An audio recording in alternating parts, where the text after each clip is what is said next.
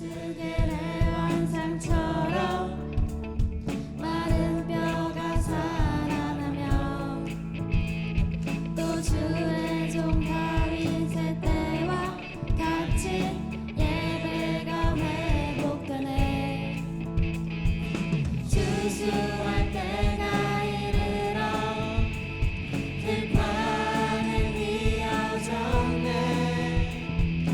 우리는 주수하는 끝에여 주 말씀을 선포하니 돌아주니 구름 타시고 나팔 불 때 다시 오시네. 모두 외치세 이는 그의 해니 시온에서 목소리 높여서 몰아주네. 돌아주니 구름 타시고 나팔 불 때에 다시 오시네. 모두 외치세 이는 은혜의 해니 시온에서 구원이 몰아주네. 돌아주니 구름 타시고 나팔 불 때에 다시 오시네. 모두 외치세 이는 은혜의 해니 시온에서 구원이 어제도 계셨고 어제도 계셨고 오늘도 계시며 이제 곧 오실 어린 양 세상 어제도 계셨고 오늘도 계시며 이제 곧 오실 어린 양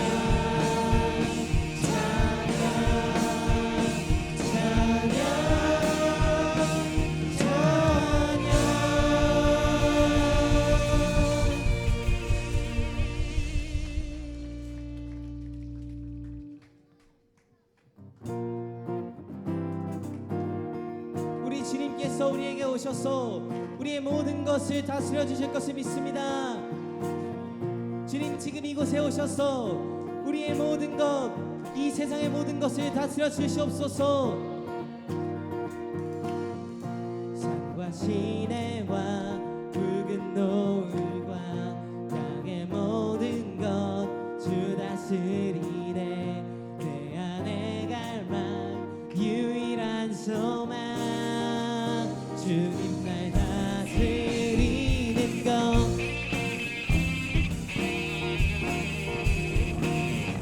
나의 모든 갈망과 나의 소망을 주님께 드립니다. 산과 시내와 붉은 노을과 땅의 모든 것 주 다스리네. 내 안에 갈망 유일한 소망 주님 날 다스리. 주 오셔서 주 오셔서 통치하소서. 헛된 나의 꿈 어둠 거두사 내 모든 것 다 드리니 오셔서 다스리소서. 주님 내 모든 것을 다 드리니 나의 마음과 나의 모든 것을 다스려 주시옵소서. 생각을 넘어 모든 말보다 나의 생활이 말하게 하소서. 세상 그 어떤 것보다 소중한 제 주님 날 이끄심을 주 오셔서 통치하소서. 헛된 나의 꿈 어둠 거두사 내 모든 것 다 드리니 오셔서 주 오셔서 통치하소서.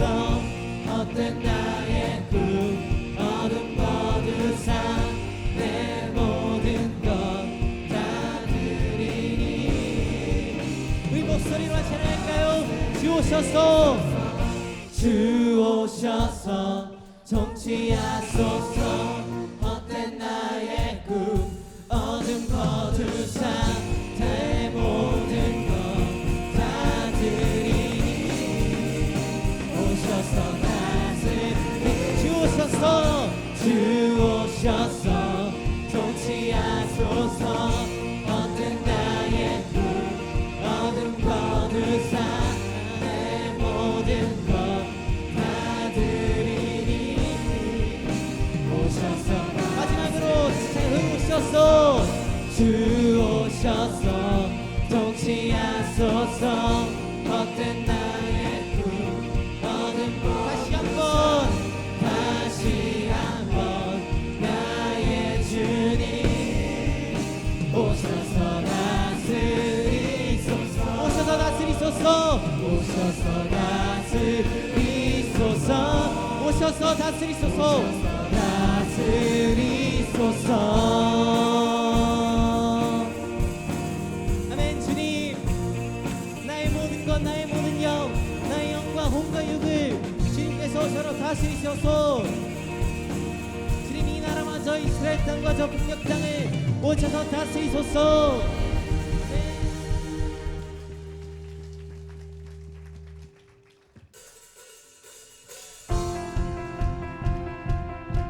여러분, 주님의 말씀은 영원합니다. 이 세상이 끝나도 푸른 말라도 꽃이 시들어도 주님의 말씀은 오직 영원합니다.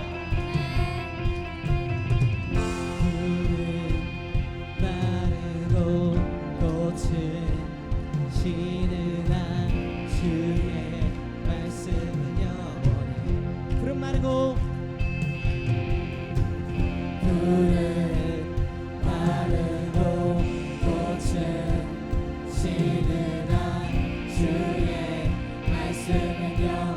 한 번 더 반복할까요? 푸른 마르고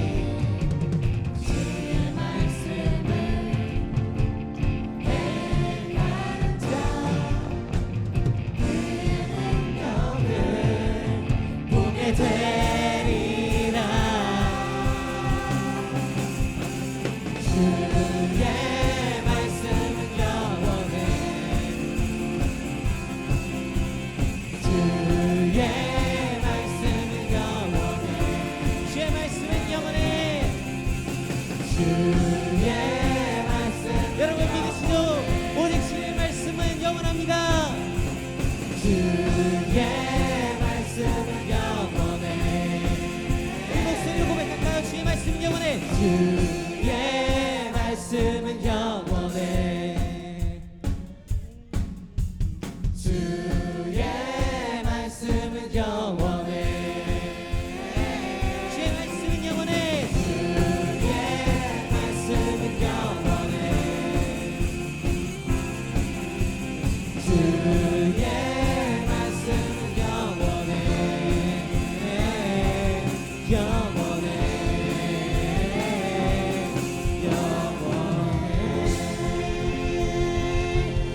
아멘. 오직 우리 주님만이 주님의 말씀을 의지하고 나아갈 때 우리가 주님 안에서 기적을 일으킬 수 있음을 믿습니다. 네.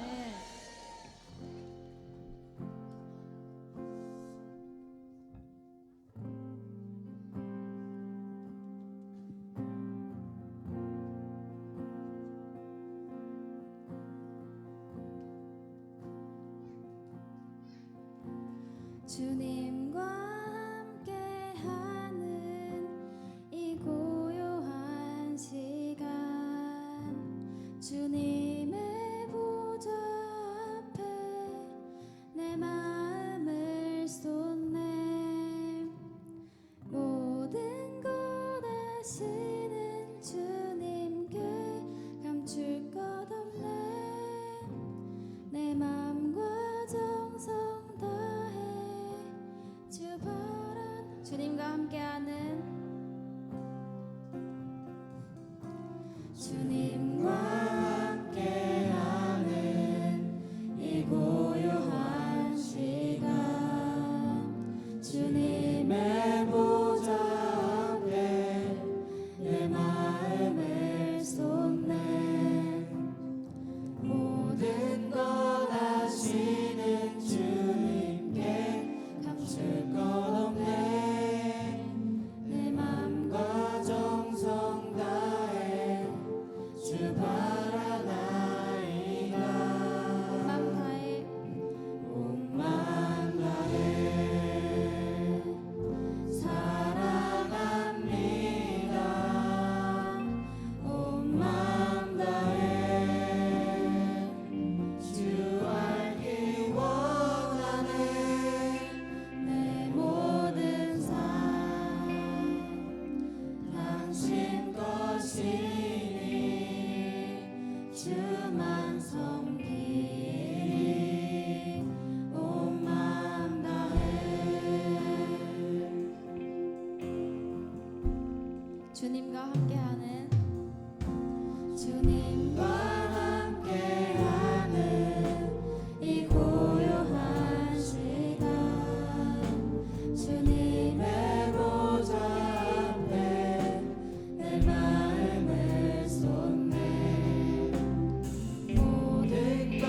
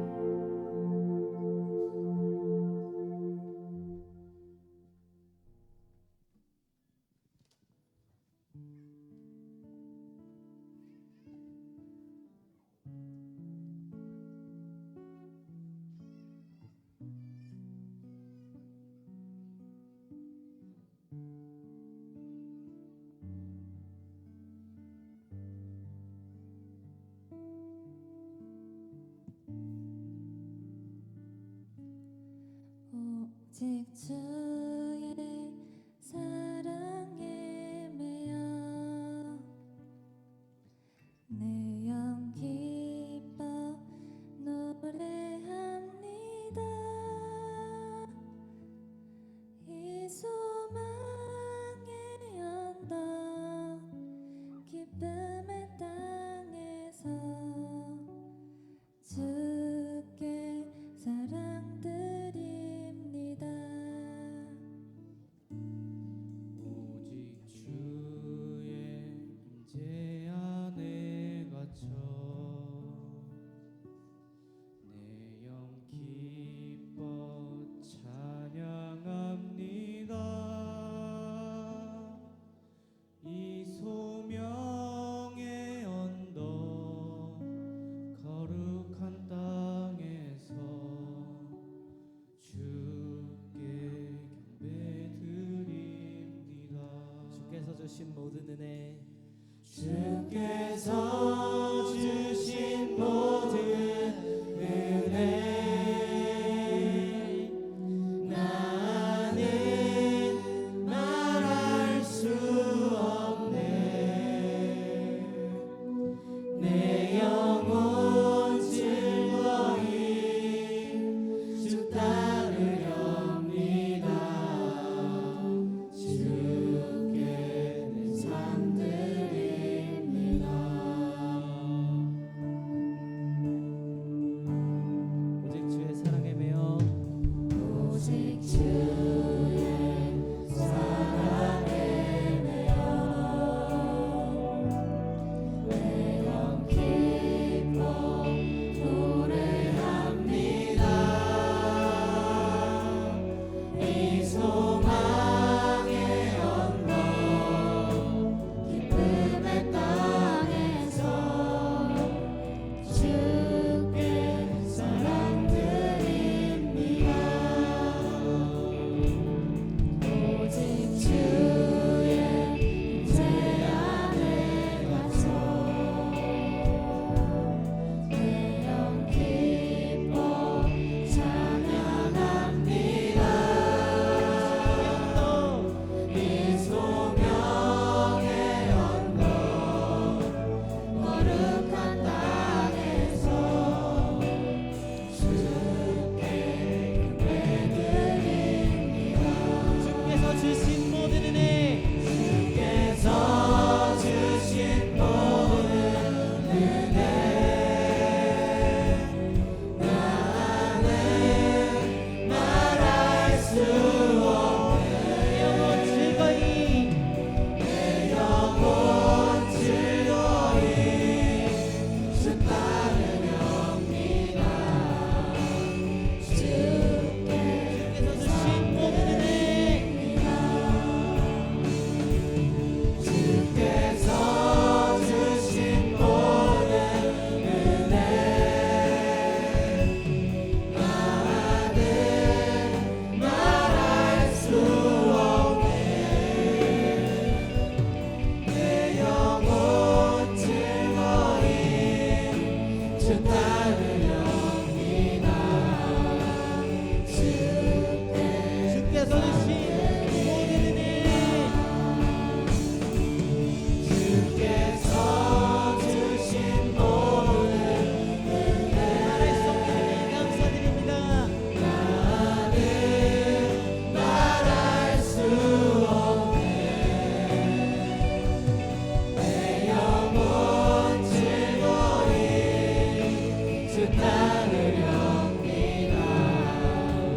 주께 내 삶 드립니다. 주께서 주신 모든 은혜, 나는 말할 수 없네. 내 영혼 즐거이 주 따르렵니다. 주께 내 삶 드립니다. 주께 내 삶 드립니다. 주께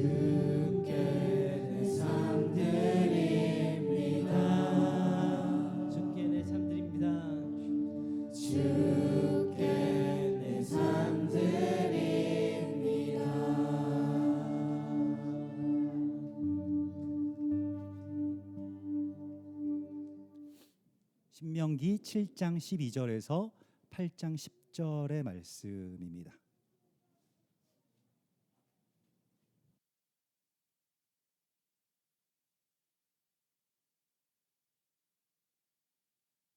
예, 신명기 7장 12절에서 8장 10절까지 제가 한 절, 여러분들께서 한 절 그렇게 교독하시겠습니다.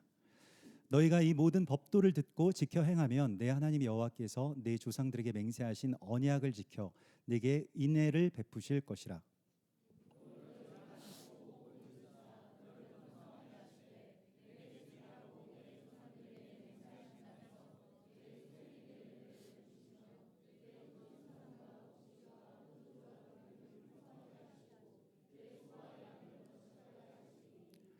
내가 복을 받음이 만민보다 훨씬 더하여 너희 중에 남녀와 너희의 짐승의 암수에 생육하지 못함이 없을 것이며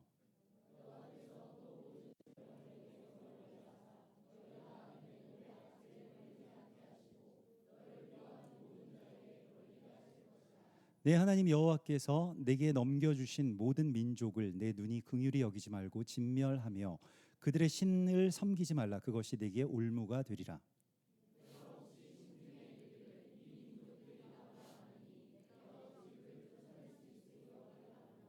그들을 두려워하지 말고 내 하나님 여호와께서 바로와 온 애굽에 행하신 것을 잘 기억하되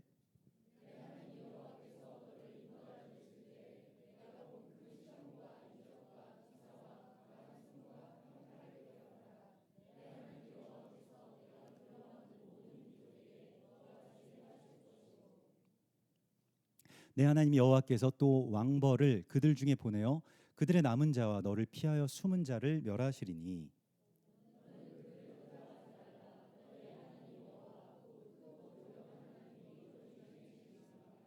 내 하나님 여호와께서 이 민족들을 내 앞에서 조금씩 쫓아내시리니 너는 그들을 급히 멸하지 말라. 들짐승이 번성하여 너를 해할까 하노라.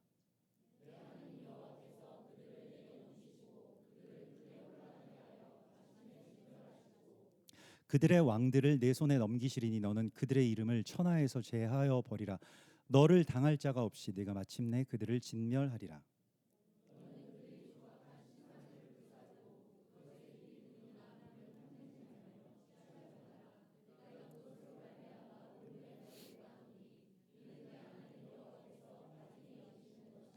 너는 가증한 것을 내 집에 들이지 말라. 너도 그것과 같이 진멸당할까 하노라. 너는 그것을 멀리하며 심히 미워하라. 그것은 진멸당할 것임이니라.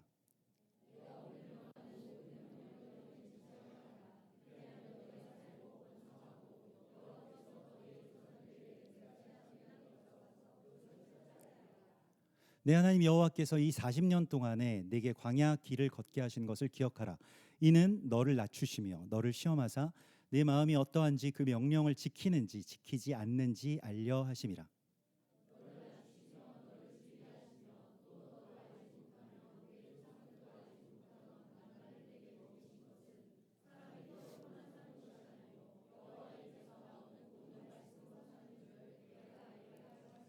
이 40년 동안에 내 의복이 헤어지지 아니하였고 내 발이 부르트지 아니하였느니라.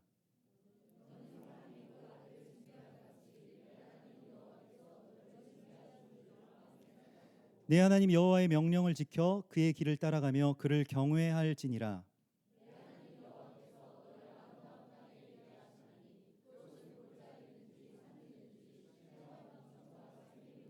밀과 보리의 소산지요 포도와 무화과와 석류와 감람나무와 꿀의 소산지라.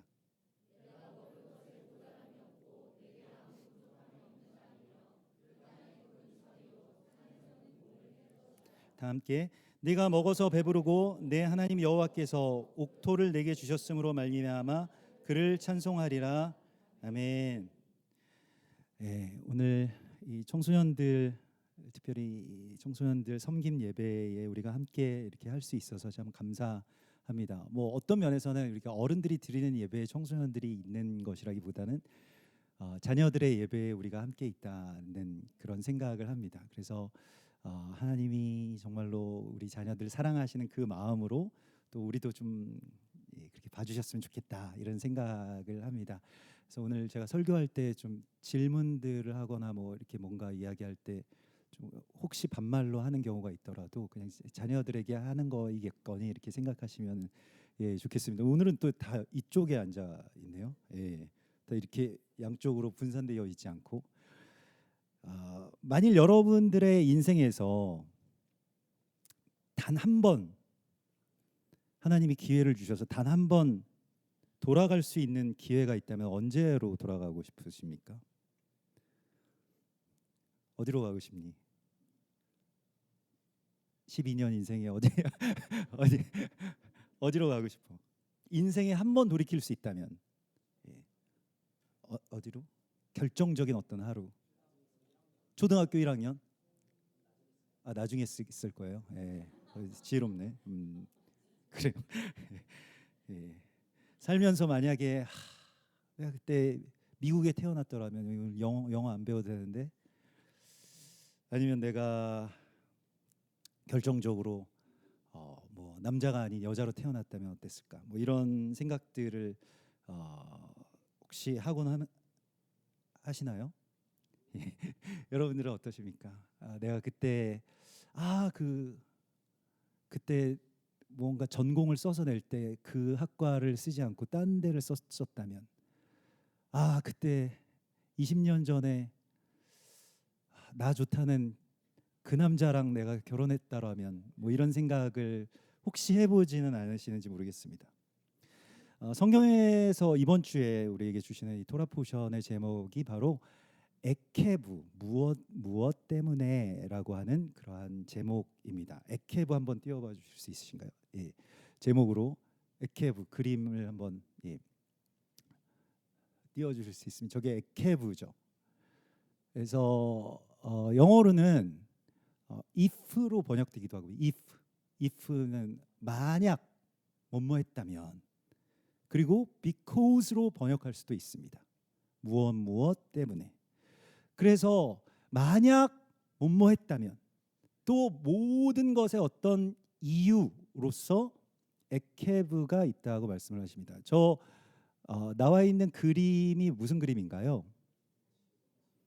예, 저 발 뒤꿈치죠. 그래서 저 발꿈치를 에케브라고 합니다.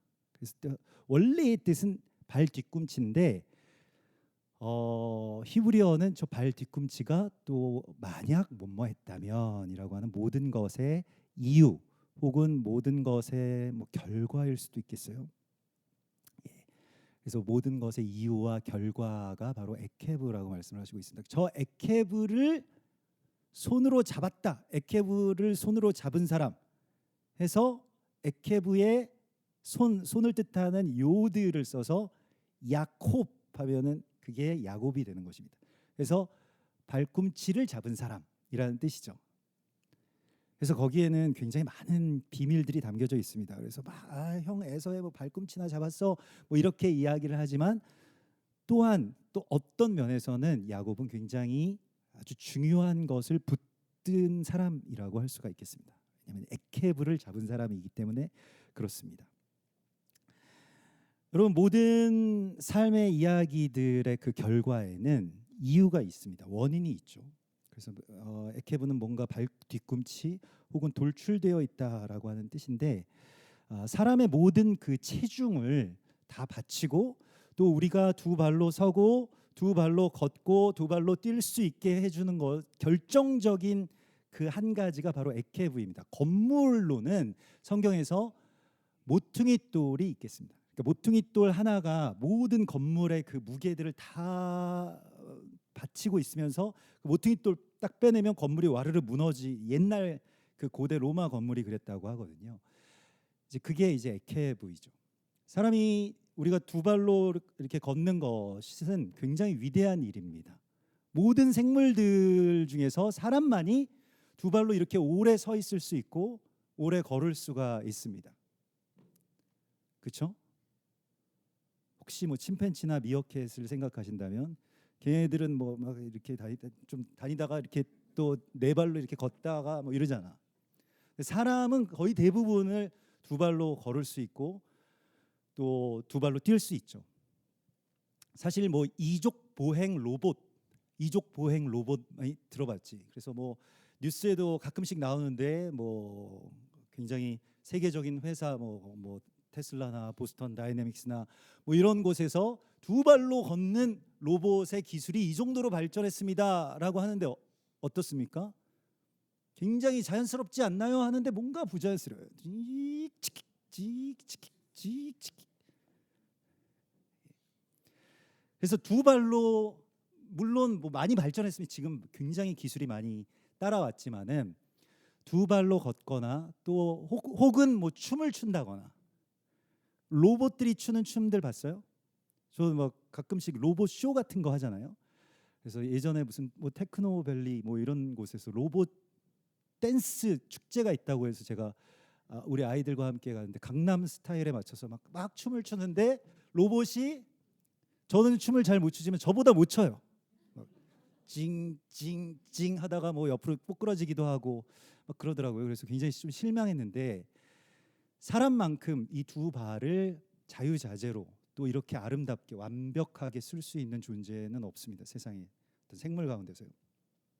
사실 기술적으로는 이게 굉장히 복잡한 과정들이 있다라고 하죠. 그래서 이 두 발로 걷고 뛰는 것을 위해서 206개의 뼈와 650개의 근육과 100여 개의 관절이 굉장히 정교하게 그것도 하나의 어떤 통제하에서 움직여야 되기 때문에 사실 두 발로 걷는 것보다 요즘에 로봇들 보면 대부분은 다 로봇 개들이 많죠. 네 발로 걷거나 뭐 네 발로 걷다가 가끔 필요하면 두 발로 걷긴 합니다만은 그게 훨씬 더 이익이라는 거예요. 에너지나 뭐 여러 가지 측면에서 배터리가 너무 빨리 닳는다는 거예요. 이게 두 발로 걸으면 에너지 굉장히 많이 소모되는데, 근데 왜 하나님은 우리를 두 발로 걷게 하셨을까? 이런 생각들을 우리가 하게 됩니다.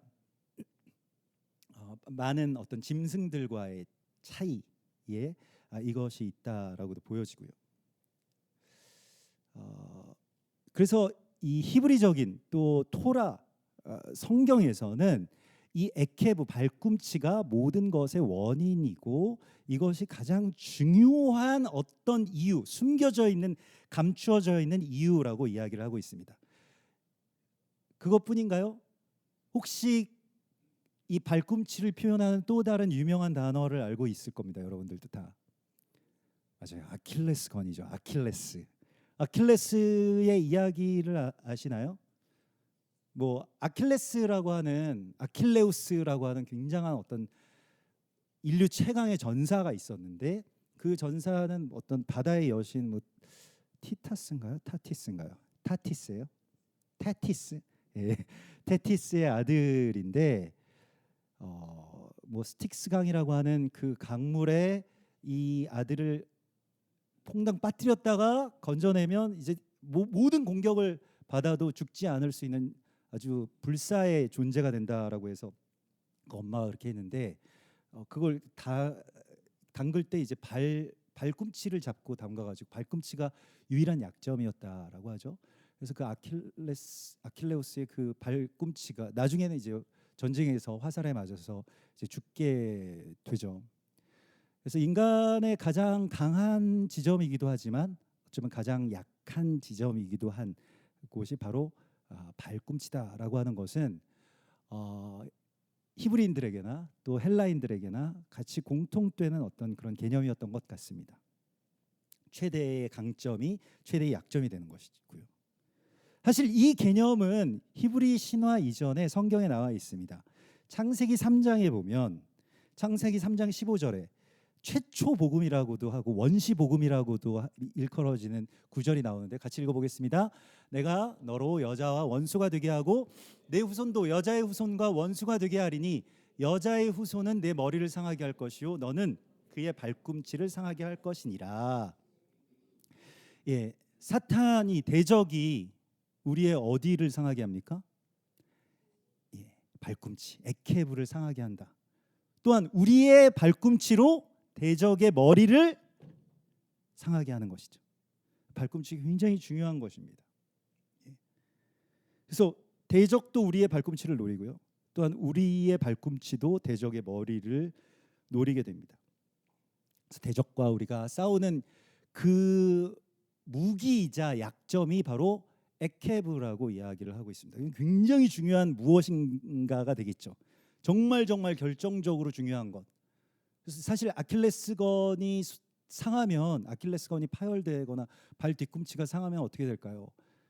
정말 걸을 수가 없습니다. 설 수도 없어요. 예. 저도 예전에 뭔가 어떤 좀 예언적으로 이스라엘 가기 직전에 갑자기 멀쩡하게, 뭐 높은 데도 아니에요. 1층이었습니다. 뭔가 사다리 놓고 이렇게 뭐 작업하다가 요 교회에서 사다리 놓고 이렇게 창틀에 이렇게 매달렸다가, 그것도 2층 창틀이면 모르겠는데 1층 창틀에서 이렇게 뭐 하다가 떨어졌거든요. 근데 뭔가 시큰하더라고요. 근데 이제 병원에 가봤더니 이게 그 발 뒤꿈치가 부서졌다고. 그래가지고 그 휠체어 타고 막 목발 짚고 그 이스라엘 갔던 그 기억이 있습니다. 그러면서 에케브에 대해서 굉장히 많이 묵상하게 되었는데요. 실은 이 에케브가, 이제 뒤에도 말씀을 같이 나누겠습니다마는, 이 에케브가 정말 중요한 것이고 대적을 상하게 하기 때문에 대적도 또한 이 에케브를 노리고 있다라고 이번 주에 성경이 우리에게 말씀하시고 있습니다. 그러면서 신명기 7장 25절에 보면 이런 말씀이 있죠. 너는 그들이 조각한 신상들을 불사르고 그것에 입힌 은이나 금을 탐내지 말며 취하지 말라. 내가 그것으로 말미암아 올무에 걸릴까 하노니 이는 내 하나님 여호와께서 가증히 여기시는 것임이라. 그래서 가나안 땅에 들어가거든 그 7 족속들과 그들이 섬기는 신상들을 불사르고 그것을 다 없애라라고 말씀을 하시고 있습니다. 이 말씀을 아마도 제일 잘 지키는 오늘날의 기독교인들은 한국에 있을 겁니다. 그래서 심심하면 이 말씀을 가끔씩 실천하겠다는 사람들이 나와요. 그래서 절에 가가지고 불상에 막 락카치를 하고 막 불상을 막 끌어내고 막 부시고, 말씀에 이렇게 나왔으니까 우리가 이렇게 합니다라고 하는 사람들이 있었어요. 어떻게 생각하세요? 이게 그 웃을 일이 아닌 게, 실제로 그 2020년에는 어떤 한 그 아주 독실한 기독교인이 그 남양주에 있는 어떤 한 사찰에 들어가서 불상을 그냥 락카만 칠한 게 아니라 이거 완전히 그냥 태워버려야 되겠다. 그래서 불을 질러가지고 사찰이 완전히 다 전소되는 사건이 있었습니다. 그래서 이 기독교인들이 이거 위험하다 막 이런 것이 막 언론에 보도되고 막 이랬었어요. 여러분 어떻게 생각하십니까? 불상은 보이는 대로 다 없애버려야 되는 게 맞나요? 신명기 7장 25절의 말씀을 따라서 정말로 뭐 어떤 그 이 세상 가운데서 없애야 될 많은 우상들을 우리가 볼 때 여러분들은 어떤 마음이실까요? 물론 뭐 기분은 안 좋을 수 있지만, 사실 그 성경이 오늘 우리에게 말씀하시는 것에 있어서 이 부분을 우리가 이렇게 외부적인 대상으로 가르친다는 데에 교회의 가르침에 문제가 있습니다. 사실 가나안 땅의 우상이라고 하는 것은, 사실 가나안 땅은 하나님의 원래 약속의 땅이잖아요. 언약의 장소입니다. 그런데 거기에 우상이 있다, 그 잔재를 남겨두지 말라는 것은 외부의 어떤 그런 대상이 아니고, 그 대상은 그냥 어떤 상징물일 뿐이고 내 안에 있는 그 우상들을 진멸하라는 거예요. 그것이 예배라는 것입니다. 그래서 이 7 족속들, 가나안의 7 족속들의 그 수많은 우상들은 아직 내 안에서 기생하고 있는, 내가 같이 오랫동안 살았던 그 우상들이 있다는 것입니다. 이걸 자꾸 외부적인 어떤 단체나 외부적인 종교나 외부적인 신상으로 가르치는 데에는 문제가 있습니다. 이렇게 가르쳐서는 안 됩니다. 유대인들조차도요, 율법을 지키는 유대인들조차도 이 신명기 7장 25절의 말씀을 그대로 지킬까요? 유대인들이 세계 전역에 지금 다 흩어져 있잖아요. 유럽에도 살고 뭐 중국에도 살고 일본에도 살고 한국에도 삽니다. 근데 그 유대인들이 가는 곳곳마다 신상을 파괴하던가요? 근데 그들의 가르침이 궁금했습니다. 그래서 저 그 랍비들은 어떻게 가르치나, 랍비 유대교에서는. 그랬더니 전통적으로 유대인들은 그 다른 종교의 신상들에 관심 꺼라라고 가르칩니다. 그걸 막 보면 막 화가 나가지고 막 부수고 이런 사람들은요, 어떻게 이야기를 하냐면 그 신상들이 아무것도 아닌데 왜 거기에 능력이 있다고 생각하는 거냐, 이렇게 가르친다는 거예요. 그거 아무것도 아니잖아요. 내버려, 다 어차피 가짜 모조품이잖아요. 아무것도 아니잖아요. 그러니까 그냥 내버려 둬라. 이 나라가 엉망이 된 것은 그 불상 때문이 아니라는 거예요. 그 외부의 어떤 것 때문이 아니라는 거예요. 지금 지옥에서 사탄이 굉장히 억울해한대잖아요. 자꾸 기독교인들이 사탄들 때문이라고, 이거 다 사탄이 한 일이야, 사탄 때문이야, 이렇게 해가지고 자기네들 아무것도 안 했는데 지네끼리 막 그러다가 다 몸만 있으면 사탄 때문이라고 하니까 우리 억울해 죽겠다고 하나님한테 막 그런다는 거 아닙니까? 자꾸 이게 모든 것들을 다 외부적인 요인으로 하면 우리 안에 변화를 말씀을 하시는 하나님의 말씀에 귀 기울일 수가 없게 됩니다. 그래서 이 가나안의 일곱 족속이라고 하는 것은요, 우리의 두려움, 교만, 그리고 자기 자신을 존귀하게 여기지 못하는 것, 뭐 기르가스 족속, 원래 가나안이라고 하는 그 뜻이 좋은 뜻이 아니죠. 가나안은 비천하게 낮추어진이라는 뜻을 갖고 있습니다. 그래서 원래 가나안 땅이라고 하는 것은 약속의 땅, 이스라엘 땅에 낮추어진 이름이에요. 가나안의 일곱 족속이 살기 때문에. 그래서 무슨 뭐 가나안 약국, 뭐 가나안 뭐 카페, 가나안 뭐 농원 뭐 이런 데 되게 많잖아요. 사실 그렇게 좋은 이름은 아닙니다. 그래서 여러분들 나중에 혹시나도 뭔가 시작하실 때 가나안이라고 하는 이름은 사실은 저주의 이름이죠. 무엇이냐면 자기 자신의 존귀한 것을 깨닫지 못하는 거예요. 존귀하나 깨닫지 못하는 사람은 멸망하는 짐승과 같으니라.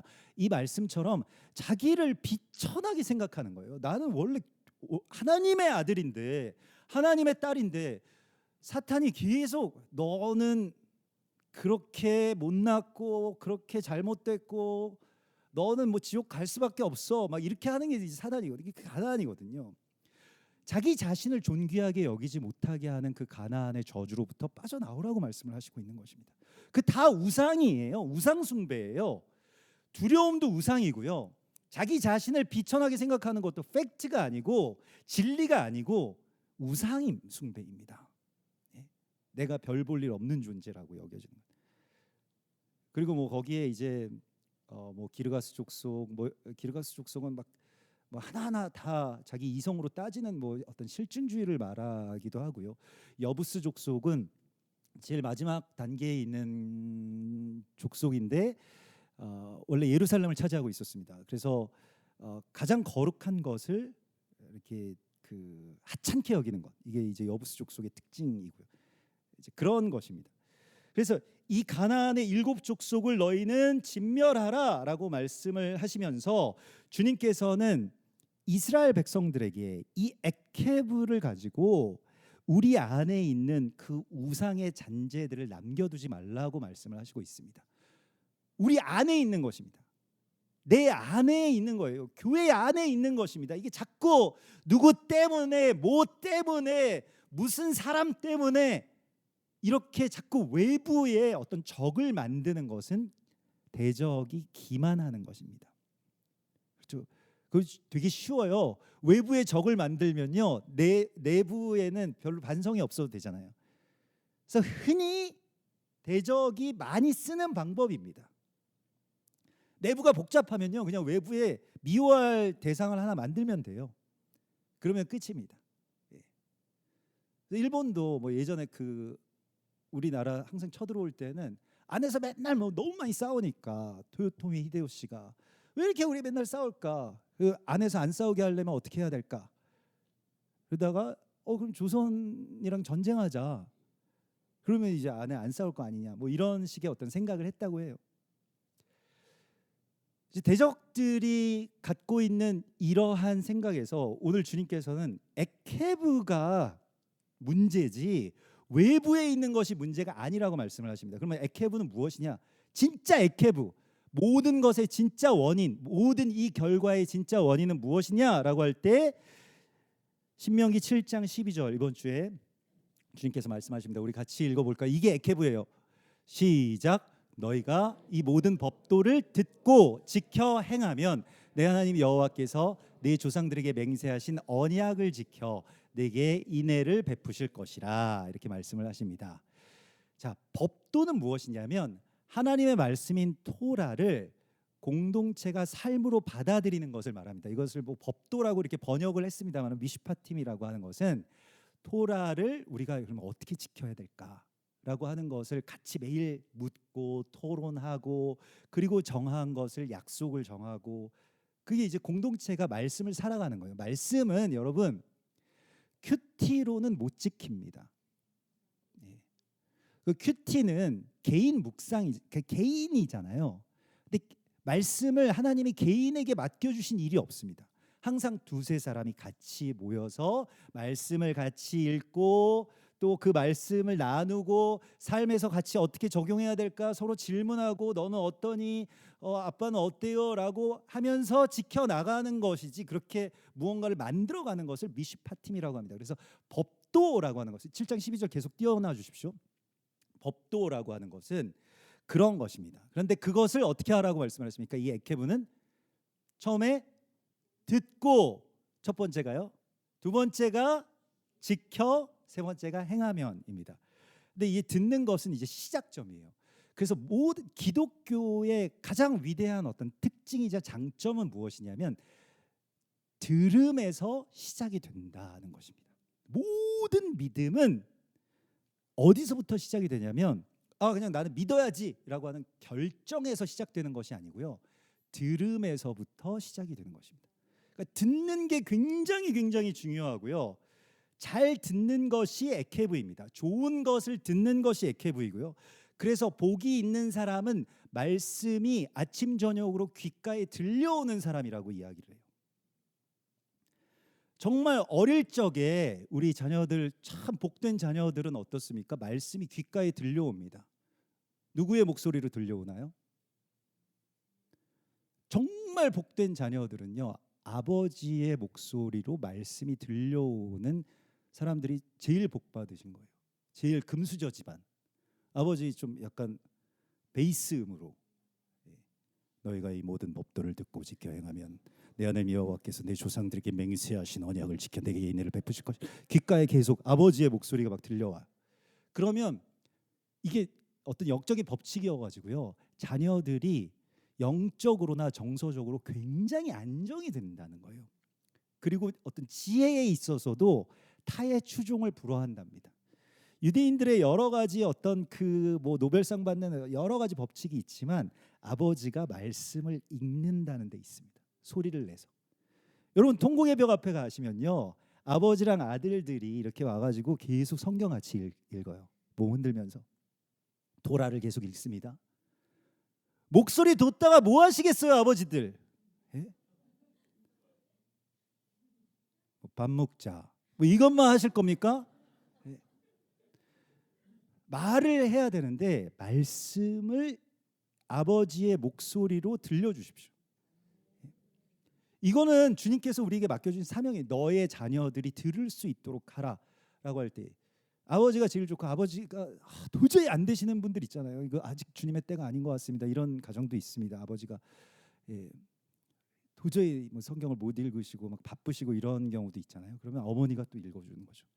그래서 자녀들이 계속 말씀을 들을 수 있게 하라. 그리고 아버지랑 어머니가 뭐 천국에 가셨거나 혹시 뭐 같이 살지 않으시거나 이제 독립했거나 뭐 여러 가지 사정들이 있을 경우에는 세 번째로는 자기가 자기 귀에 들려주는 겁니다. 그걸 묵상이라고 성경이 그렇게 표기를 해놨어요. 사실 묵상이라고 번역을 한 거는 큐티하라는 게 아닙니다. quiet time이 아니에요. quiet는 무엇입니까? quiet, be quiet 뭐예요? 조용히 해. 근데 묵상은 소리 내서 읽어 이거예요. 게라르라고 하는 것은요 입술로 소리를 내라는 겁니다. 그래서 자기 귀에 들려줘야 돼. 왜냐하면 이게 믿음은 들음에서 나기 때문에 말씀이 자꾸 귀에 들려와야 됩니다. 뭘 듣느냐가 굉장히 중요한데 말씀이 들려오면 복되다는 거예요. 그게 에케브라는 것입니다. 그래서 로마서 10장 17절에 그러므로 로마서 10장 17절이요. 그러므로 믿음은 뭐에서 납니까? 들음에서 나며. 이걸 그 쉐마입니다. 쉐마 이스라엘. 이게 쉐마 이스라엘이 들으라라는 거예요. 거기서부터 믿음이 시작되기 때문에 들음은 그리스도의 말씀으로 말미암았느니라. 자, 배우자 기도 하셔야 되는데 여러분 배우자 기도 하고 계시죠? 선우 어떠니? 배우자 기도 하고 있니? 해야 돼. 이제 너 때부터 해야 된다. 중학교 1학년 때부터 해야 돼. 2학년 때 만날 수도 있고 3학년 때 만날 수도 있고 배우자를 어떻게 할래? 기도 안 하고 갑자기 만나면 어떡할 거야? 한세사람 교회에서 갑자기 걔랑 친해졌는데 나중에 결혼했다 그러면 장난 같은 이야기지만 실제로 이루어집니다. 그런데 배우자를 위해서 기도하면서 어떤 배우자를 만날까 막 이렇게 예전에도 막 제 친구들 보면 막 쓰는 애들이 있었어요. 그래서 키는 뭐 165 이상에 뭐 머리는 뭐 길어야 되고 뭐 피부는 뭐 하얘야 되고 뭐 이런 것들이 있잖아요. 배우자 기도할 때 어떤 기도를 하셔야 되냐면 잘 듣는 능력이 있는 배우자. 잘 듣는 능력. 그 기도 한 번도 안 해봤지 조혜나. 배우자를 위해서 기도할 때 잘 듣는 사람과 결혼하셔야 됩니다. 막 자기 말만 막 3시간씩 하시는 분들이 있어요. 막 만나면은 듣지를 않아 도무지 막 3시간 동안 자기 얘기만 막 3시간도 짧아 막 그만하라고 사정해야 이제 3시간이고 하루 종일도 하는 사람들도 있어요. 그런 사람들은 걸으셔야 됩니다. 잘 듣는 능력. 왜냐하면 이것은 상대방의 입장에서 생각할 수 있고 뭐 자매들도 마찬가지예요. 내가 좋아하는 그 오빠가 아무리 희애라 네가 좋아하는 오빠가 정말 아무리 잘생기고 뭐 멋있고 막 그 아이돌 닮았고 그래도 맨날 하루 10시간씩 게임 얘기만 한다고 생각해봐. 너 얘기는 한마디도 안 들어주고 만나면 안 된다. 잘생긴 거는 하루 이틀이지. 들어주는 사람이에요. 상대방의 입장에서 너 마음이 어떠니? 생각은 어떠니? 이거에 대해서 관심을 기울일 수 있는 사람만이 좋은 배우자인 것입니다. 배우자의 첫 번째 조건이어야 돼요. 배우자 뭐 첫 번째 조건 예쁘냐? 두 번째 조건 예쁘냐? 세 번째 조건 예쁘냐? 이렇게 하면 안 돼요. 잘 듣는 능력, 상대방의 입장에서 잘 들을 수 있는 능력이 있는가? 꼭 기억하십시오. 꼭 기억하셔야 돼요. 그래서 이게 이제 들음은 물론 타고난 능력도 있지만은 개발되는 것이죠. 자꾸 우리도 운동하면 개발되고 균형을 맞춰가는 것이잖아요. 그래서 자꾸 들으려고 여러분들도 노력해야 됩니다. 좋은 남자, 정말 멋진 사람으로 멋진 배우자로 내가 그렇게 서려면 잘 들어주는 사람이어야 됩니다. 관심을 기울이고요. 잘 듣고 주의를 기울이고 쉐마입니다. 쉐마. 이게 다 모든 믿음의 근원이라고 말씀하고 있어요. 말씀을 귀에 듣는 것, 또 들려주는 것. 이것이 우리의 사명이라고 말씀하십니다. 이게 에케부입니다. 그래서 자, 듣고 그리고 두 가지가 있는데 다음에 우리가 해야 될 일이 무엇이냐면 지키어. 지킨다라고 하는 것은 샤마르라고 하는데 샤마르는 울타리를 친다는 뜻을 말하고요. 번역하면 직역하자면 울타리를 친다는 것인데 번역하면 뭐에 우리가 울타리를 치니? 정말 소중한 것을 보호할 때 울타리를 칩니다. 정말 지키고 싶은 것. 그래서 소중하게 여긴다는 것이에요. 지킨다는 것은 하나님의 말씀을 소중하게 여기는 것. 가장 소중하게 여겨야 할 것을 소중하게 여기는 것. 이것이 지킨다는 것의 의미입니다. 예배한다라고 하는 것은요, 우리가 마땅히 정말 소중한 것을 소중한 자리로 올리는 것을 말합니다. 그게 월십이에요. 항상 제가 말씀드리죠. 월십은 worth는 가치를 말하는데 그 worth와 shipping의 합성어이기도 합니다. shipping은 뭐예요? 배를 태워서 어디 보낸다는 뜻이잖아요. 그래서 가치를 제 자리로 올린다는 것을 말해요. 하나님이 가장 높으신 분이기 때문에 우리가 하나님을 오늘 찬양했죠. 가장 높으신 하나님 찬양합니다. 온 마음 다해 주님을 찬양하고 주님을 높입니다라고 할 때에 그 가치가 제 자리를 찾는 거예요. 그게 예배이고요. 온전히 내가 소중하게 여겨야 될 것을 소중하게 여기는 사람에게 하나님은 소중한 것을 맡겨주신다고 말씀을 하십니다. 유대인들의 유익은 무엇입니까? 유대인들은 말씀을 맡았다라고 되어 있어요. 말씀을 아무에게나 주시는 게 아닙니다. 말씀은 생명의 씨앗인데, 말씀은 천지를 창조할 수 있는데, 말씀은 병든 자를 살리고 죽은 자를 일으킬 수가 있는데 말씀을 아무한테나 주실까요? 정말로 소중히 여기는 자에게 주시는 것입니다. 소중히 생각하지 않으면 하나님이 주시지 않아요. 그래서 소중한 것을 소중하게 생각하는 것이 바로 예배이고요. 그래서 너희가 지켜라고 하는 것은 예배하라는 것과 같은 말입니다. 마태복음 7장 6절에 보면 거룩한 것을 개에게 주지 말며 너희 진주를 돼지 앞에 던지지 말라. 그들이 그것을 발로 밟고 돌이켜 너희를 찢어 상하게 할까 염려하라. 돼지목의 진주 목걸이라고 하는 구절이 잠언에도 있죠. 거룩한 것을 다 좋다고 해서 다 좋아하는 것은 아니에요. 하나님이 정말로 소중히 여길 수 있는 자에게 가장 소중한 것을 맡기신다라고 말씀을 하시고 있습니다. 그래서 우리는 그 자세 또한 그것을 알아볼 수 있는 가치를 정말 소중한 것인지를 알아볼 수 있는 눈을 갖추는 것이 중요합니다. 이것을 어떻게 하면 갖출 수 있냐면 예배드리면 갖출 수 있어요. 그래서 예배자는 가치를 아는 자입니다. 우리가 예배할 때 가치를 알 수 있는 능력도 점점 자라게 되어 있어요. 그래서 예배가 중요한 것입니다. 그리고 가치가 재정렬되기 때문에 그렇습니다. 그리고 세 번째가 무엇입니까? 행하여. 자, 너희가 듣고 지켜서 마지막으로 행하면 이렇게 되어 있습니다. 행하는 것이 에케브입니다.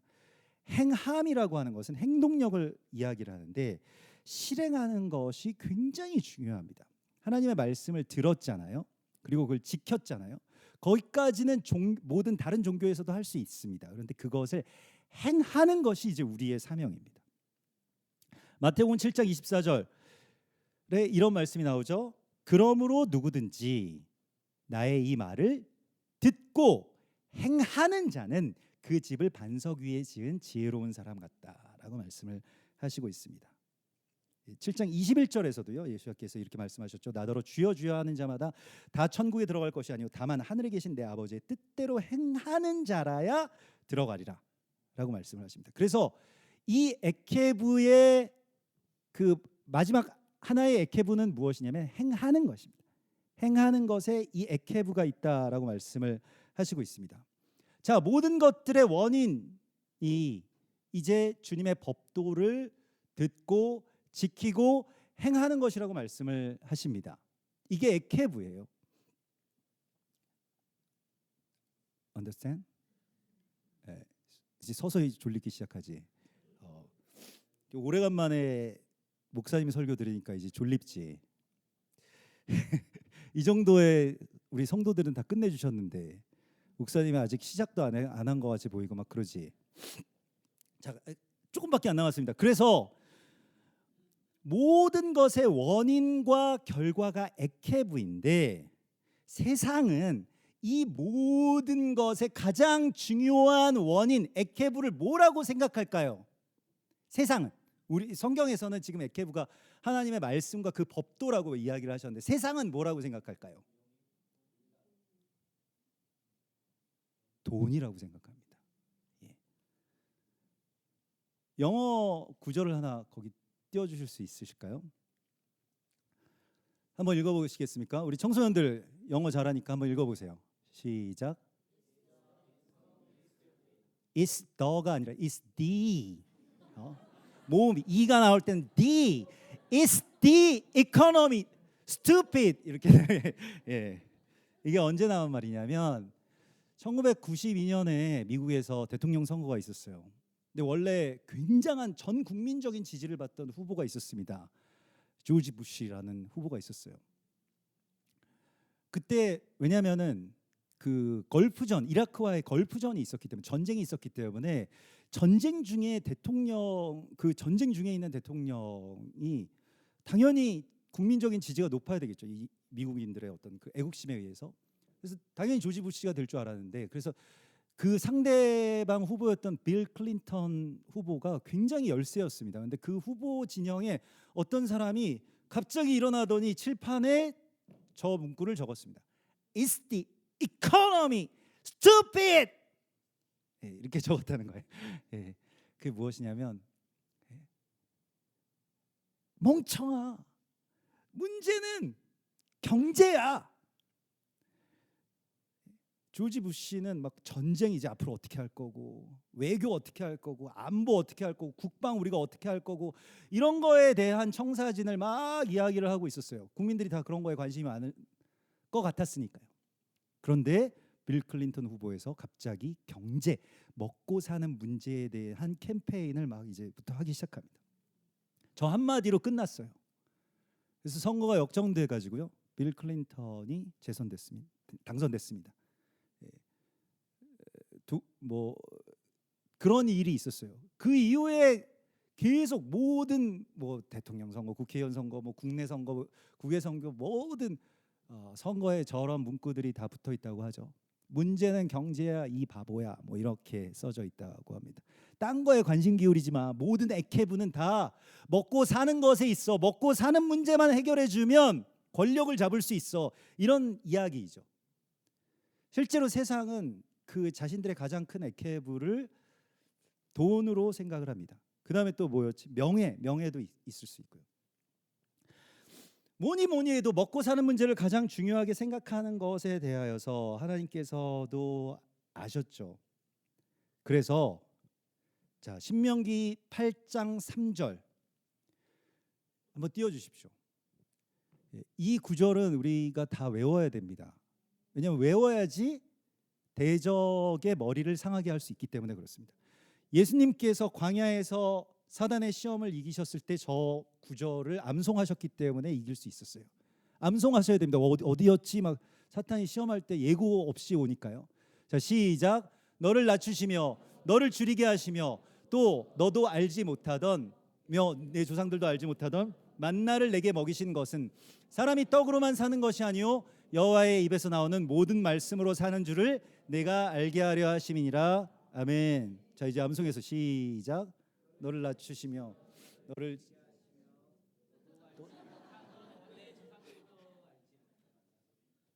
우리 지난번에 요거 이거 이제 또 상품 걸고 너를 낮추시며 너를 줄이게 하시며 또 너도 알지 못하던 내 조상들도 알지 못하던 만나를 내게 먹이신 것은 사람이 떡으로만 살 것이 아니요 오직 하나님의 여호와의 입에서 나오는 모든 말씀으로 사는 줄을 내가 알게 하려 하심이니라. 마태복음 4장 4절 예수께서 대답하여 이르시되 기록되었을 때 사람이 떡으로만 살 것이 아니요 하나님의 입으로부터 나오는 모든 말씀으로 살 것이니라 하였느니라 하시니. 대적은 우리의 액해부를 갈아 끼우고 싶어 합니다. 돈이야. 돈만 있으면 다 돼. 돈만 있으면 행복한 거야. 너 지금 불행한 게 돈 없어서 그래. 계속 대적이 이야기하죠. 이야기하니? 와서? 이야기 잘 안 해? 대적은 요즘에 막 와가지고 뭐 영적으로 이야기하고 이러면 거부감 느끼고 뭐 무서워 막 엄마 막 사탄이 꿈에 나타났어요 막 이러고 이르고 이러니까 대적은 그렇게 역사하지 않아요. 좀 광고로 막 이제 한 달에 3,000만 내세요. 멋진 시간이 여러분 앞에 펼쳐집니다. 뭐 이런 거죠. 막 돈이 있으면 행복해질 수 있다. 대적은 우리에게 이 액해부로 갈아 끼우고 싶어 합니다. 그런데 절대로 이 액해부를 그 돈에게 주어서는 안 됩니다. 먹고 사는 문제가 행복을 결정하지 못해요. 우리 저거 뒤에 앉아 있는 그 형 중에 형국이 형이라고 있어. 그 형국이 형의 꿈이 뭐냐면 건물주가 되는 거거든. 건물주. 그래서 나는 건물주도 아니고 뭐 영어랑 합쳐가지고 빌딩주가 된다. 뭐 이것이 이제 기도 제목이었는데 맨날 내가 이제 나의 기도 제목이기도 한데, 그러니까 빌딩주가 되지 않게 해달라고 기도하고 있거든. 난 대적 기도 이제. 저 형국이가 빌딩주가 되지 않게 해주십시오 막 기도하고 있거든. 예. 왜냐하면 제가 그 어릴 적에 아주 좋은 그 어떤 하여튼 좋은 집에서 살았는데 그 밑에 집에 사시는 분이 강남에 빌딩이 한 7채인가 8채인가 있었어요. 어마어마하게 부자예요. 막 그냥. 근데 부자라서 그런지 막 할아버지인데 성격이 너무 안 좋아. 보통 할아버지들은 어린 아이들 귀여워하잖아요. 저는 되게 귀엽게 생겼었기 때문에 되게 귀여움 많이 받았거든요. 안녕하세요 막 이러면은 다들 아유 착하다 막 인사. 근데 뭐 인사도 잘 안 받아요. 막 맨날 막 좋은 차 타고 막 차도 맨날 바뀌고 막 롤스로이스 같은 거 타고 다니시고 막 그러는데, 그래서 부럽다. 빌딩이 뭐 7채라나 14채라나 뭐 그랬었는데 하나가 어렵지 그게 여러 개 되는 거 쉽대요.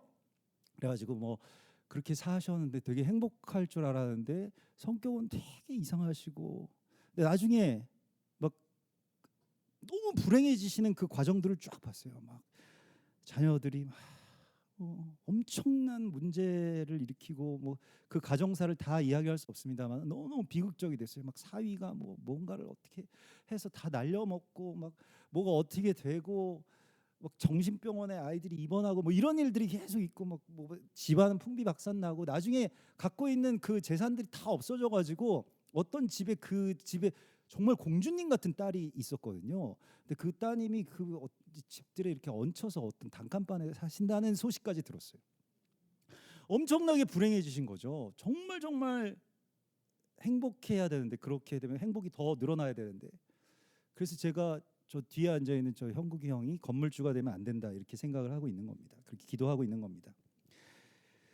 사람이 떡으로만 사는 것이 아니거든요. 자, 신명기 8장 12절에서 14절의 말씀을 보면 에케브에 대하여서 오히려 반대로 말씀하고 있습니다. 네가 먹어서 배부르고 아름다운 집을 짓고 거주하게 되고 또 내 소와 양이 번성하고 내 은금이 증식되며 내 소유가 다 풍부하게 될 때에 그러면 행복할까? 아니라는 거예요. 내 마음이 교만하여 내 하나님 여호와를 잊어버릴까 염려하노라. 그 에케브는 결국에는 하나님을 잊어버리게 한다는 거예요.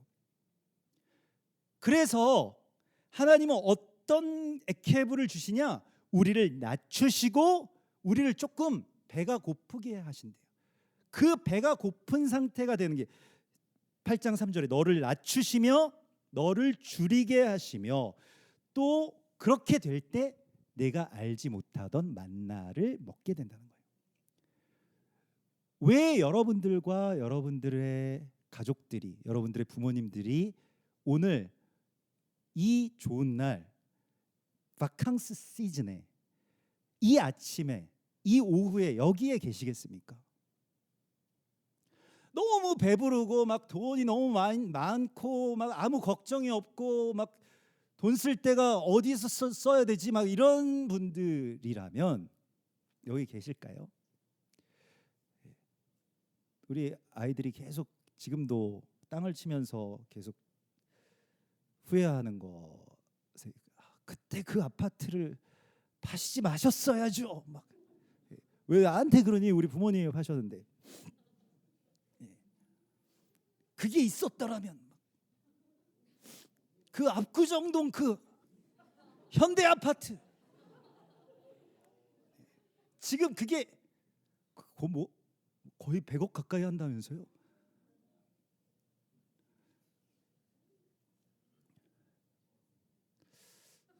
안 팔았으면 어떻게 됐을까? 너희가 여기 있었을까? 내가 여기 있었을까? 어디 딴 데 있겠죠. 막 이렇게 하고 있겠죠. 찬양할까요? 막 손 들고 막 취할까요? 그런 거 안 한다는 거예요. 에케브가 딴 걸로 부요함으로 갈아 끼우는 것은 대적이 하는 일입니다. 대적의 가장 고등 작전은 무엇이냐면 우리 부자 만들어주는 거예요. 김일성, 김정일, 김정은이 백성들에게 늘 약속하는 것은 무엇입니까? 부자 만들어주겠다는 거 아니에요. 쌀밥에 고깃국 먹게 해주겠다. 그것도 못하지만은 그걸 해준다고 그게 에케브라고 주장하는 것이 사악함입니다. 천국은 그런 곳이 아니에요. 천국은 여러분들이 공부를 안 해도 공부를 잘하고 막 나 공부 하나도 안 했는데 시험 다 맞아. 막 그러면 거기가 천국이니?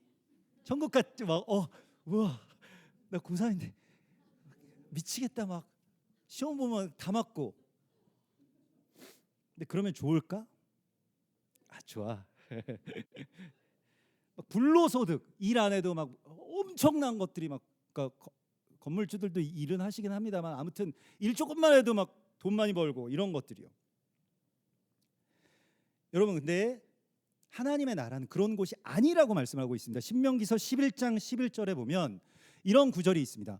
너희가 건너가서 차지할 땅은 산과 골짜기가 있어서 하늘에서 내리는 비를 흡수하는 땅이래요. 비를 이렇게 머금고 있는 땅이 좋은 땅이에요. 애굽처럼. 그걸 비옥한 땅이라고 이야기를 하는데 여기는 그냥 비가 쑥쑥 빠져버려요. 그래서 농사를 지어도 열심히 해도 열심히 하면 돈을 번다 이런 것이 아니라 열심히 해도 열매가 없을 수가 있는 땅입니다. 그래서 11장 12절에 어떤 땅입니까? 천국이 가나안이 천국의 그 모형이잖아요. 내 하나님 여호와께서 돌보아 주시는 땅이라. 연초부터 연말까지 내 하나님 여호와의 눈이 항상 그 위에 있느니라.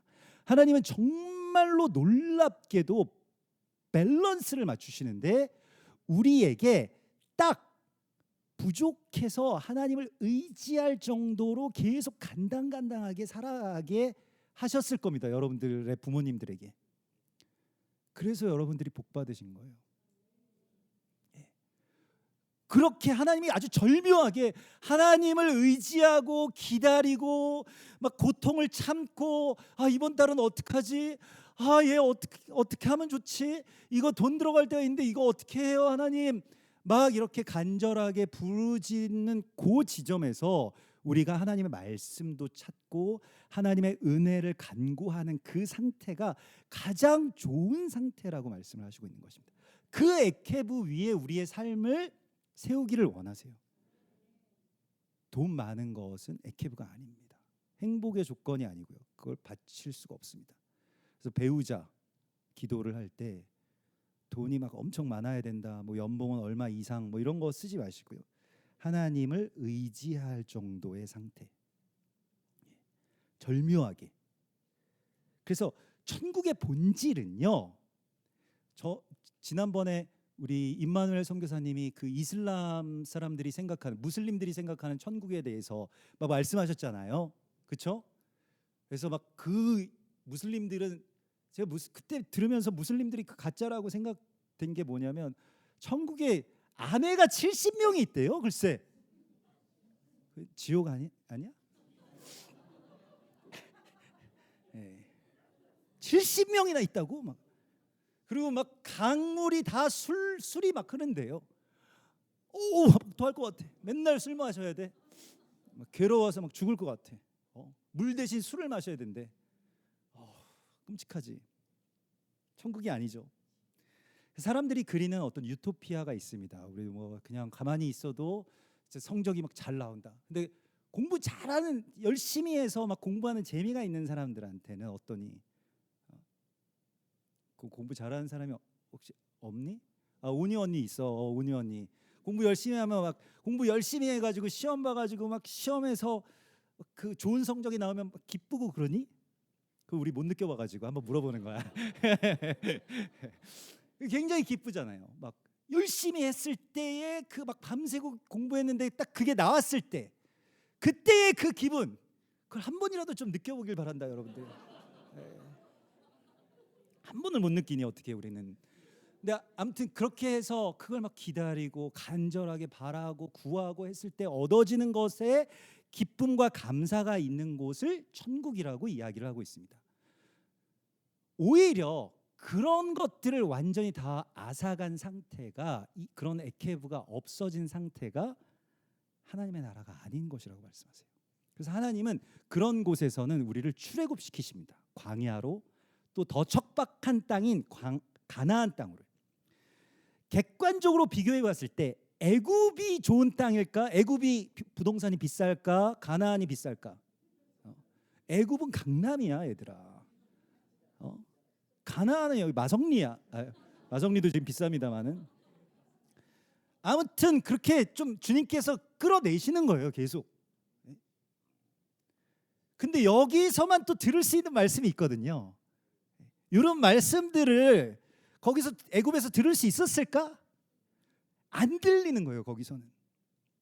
딴 게 너무 많아가지고. 근데 뭐가 좋으냐라고 했을 때 여기가 더 좋다는 것입니다. 가나안 땅. 그러니까 출애굽을 시키시는 거예요. 근데 이스라엘 백성들이나 우리나 그때가 좋았다고. 그때가 좋았다고.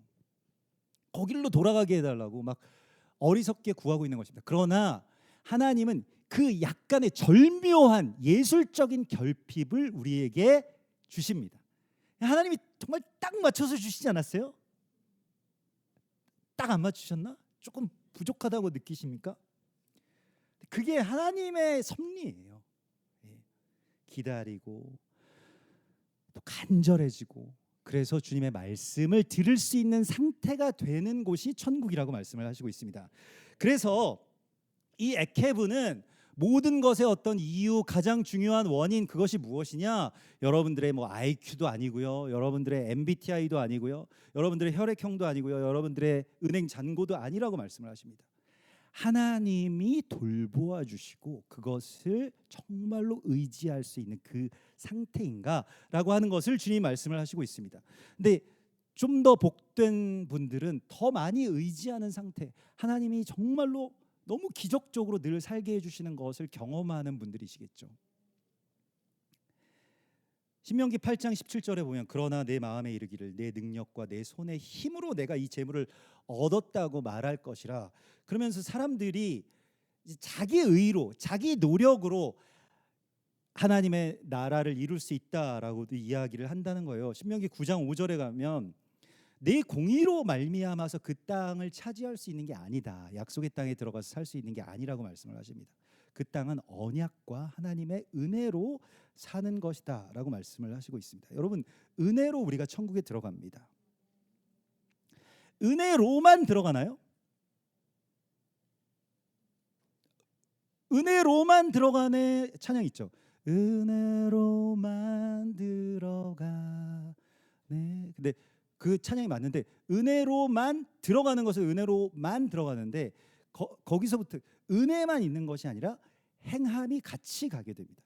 자, 에케브는 발 뒤꿈치는 하나인가요? 몇 개인가요? 당연히 두 개죠. 뭐 그런 질문을 하세요. 막 이렇게 이제 반항하는 거지 너희.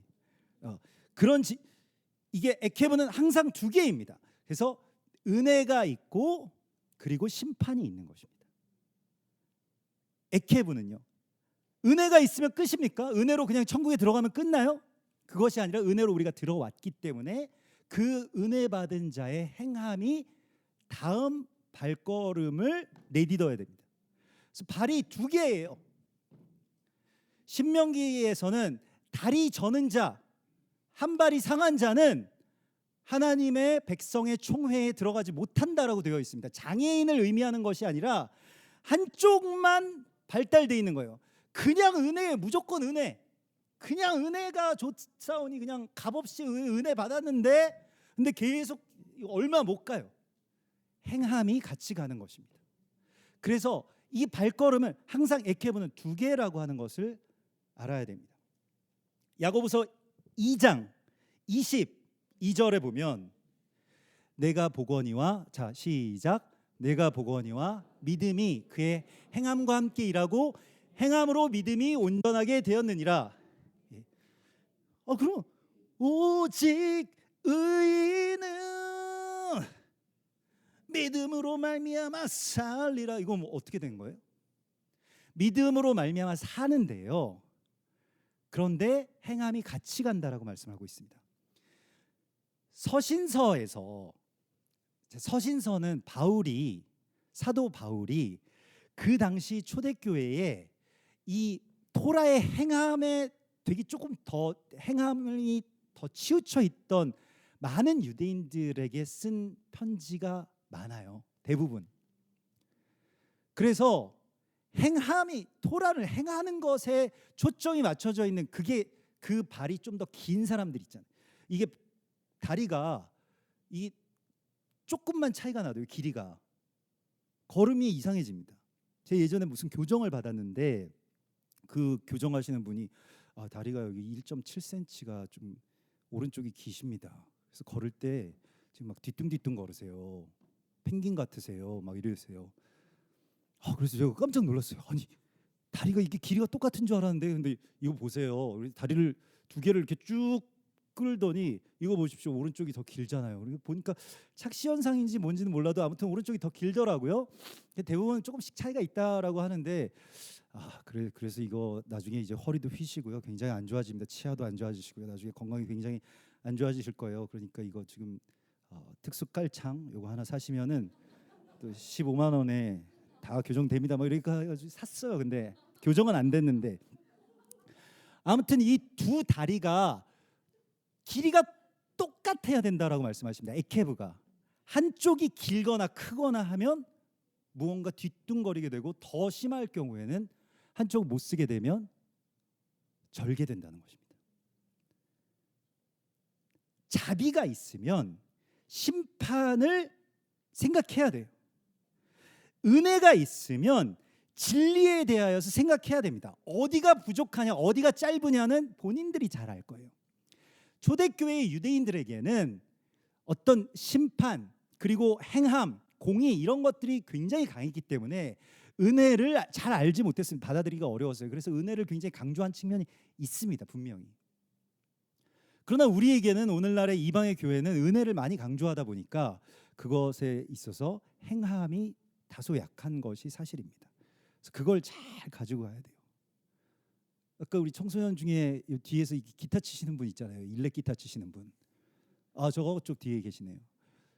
저분이 처음에 제가 그 휴대폰을 사줬는데 첫 달 요금이 25만 원이 나왔어요. 25만 원.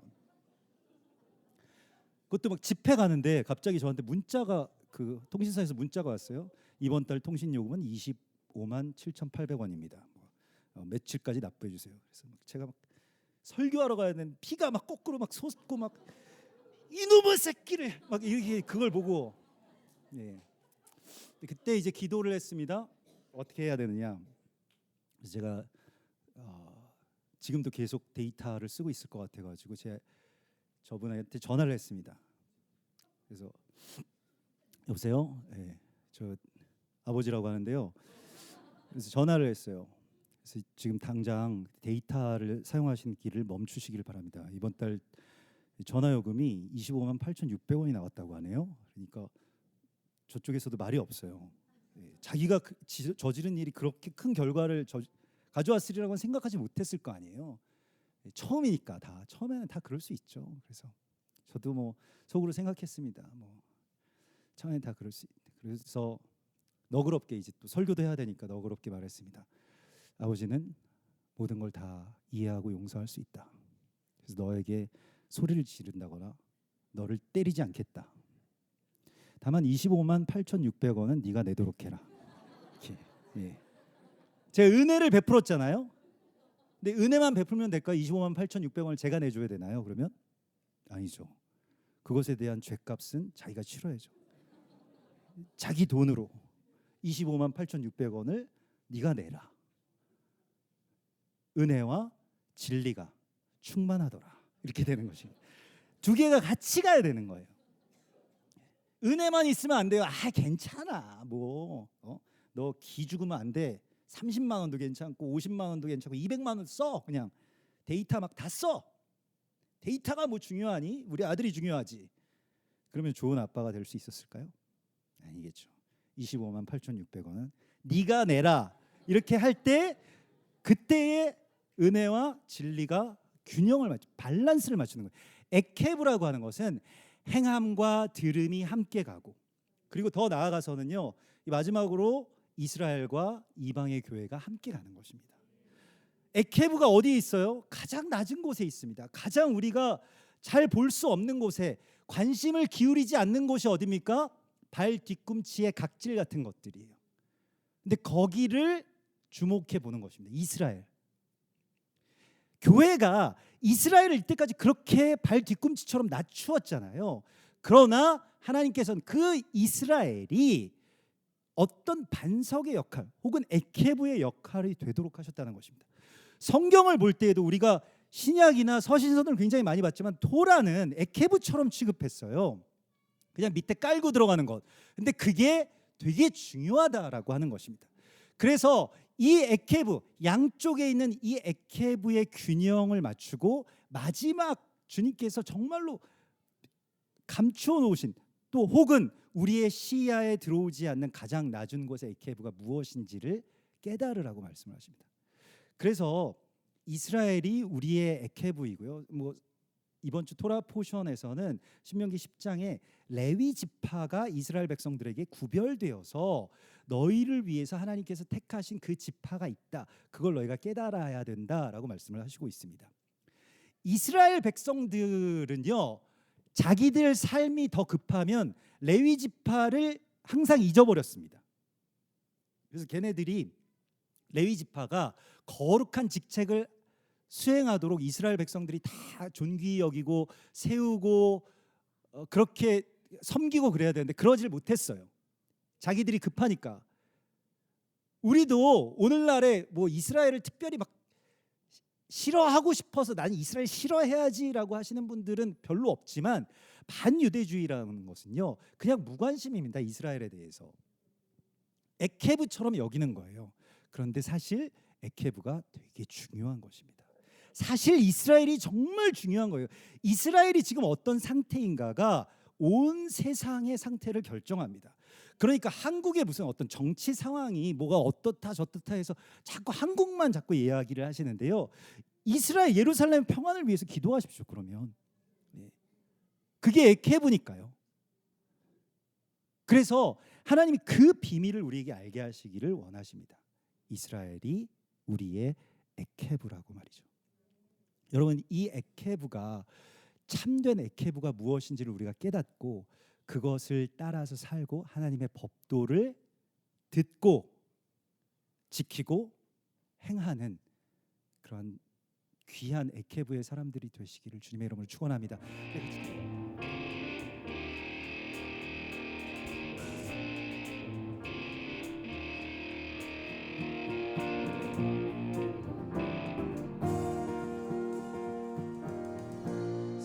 시내와 붉은 노을 모든 것 주 다스리네. 내 안에 갈망 유일한 소망 주님 날 다스리는 것.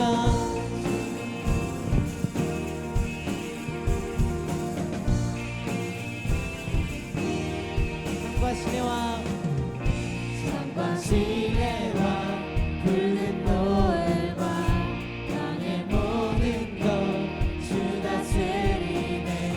내 안에 갈망 유일한 소망 주님 날 다스리. 주 오셔서 주 오셔서 통치하소서. 헛된 나의 꿈 어둠 거두사 내 모든 것 다 드리니 오셔서 다스리소서.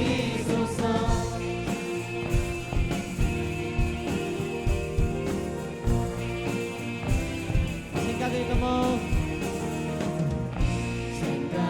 넘어 모든 말보다 나의 생활이 말하게 하소서.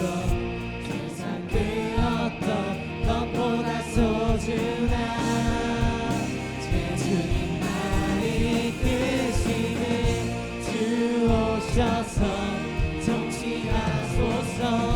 헛된 나의 꿈 어둠 거두사 내 모든 것 다 드리니 오셔서 다스리소서.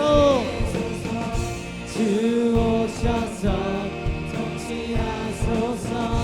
헛된 나의 꿈 어둠 거두사